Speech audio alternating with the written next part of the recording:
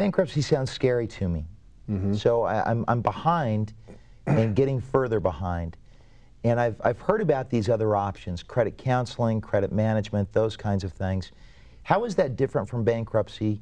Does that have a role in bankruptcy? And how should I evaluate those different options?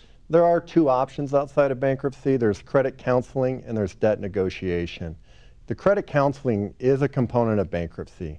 Before anybody files a bankruptcy, they have to complete a credit counseling class. And what credit counseling does is they look at your unsecured debt and they look at pulling it together, figuring out a repayment plan at a 6% interest rate over a 5 to 7 year period. And if you can repay it, pay off the debt during that period, then you're a good candidate for credit counseling. But that's where that 1/3 threshold comes in. Because if your unsecured debt is more than 1/3 of your annual income, there's not enough money at the end of the month to pay it off, and then you won't be eligible for credit counseling. And at that point, you become a bankruptcy candidate. The other one you hear out there a lot is called debt negotiation.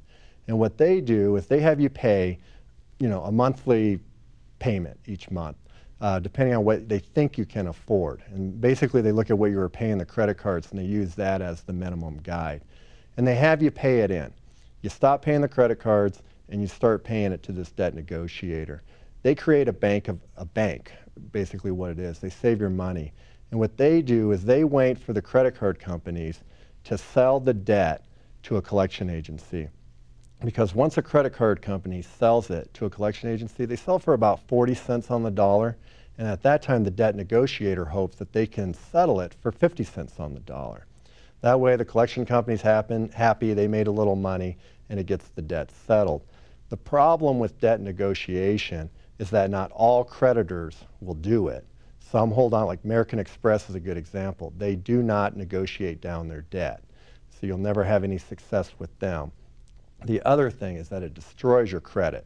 You go for about 1 year to 2 years where you're not paying your credit cards. You have all the missed payments hitting your credit report. And even if you were successful, say you did pay off some of this through debt negotiation, it'll show on your credit report that it was settled after all those missed payments. And that's a red flag to any lending agency out there that you're a poor credit risk. And they will not lend you money. And so what will happen is you'll spend several $1,000s trying to negotiate down your debt. You'll go to buy a car and you can't even get financed for it. And that's why bankruptcy is always a better alternative to debt negotiation, because in bankruptcy what it does is it wipes it out and it actually allows you to rebuild your credit. I mean, that is part of the bankruptcy component, is that you are able to rebuild and you do get credit after filing.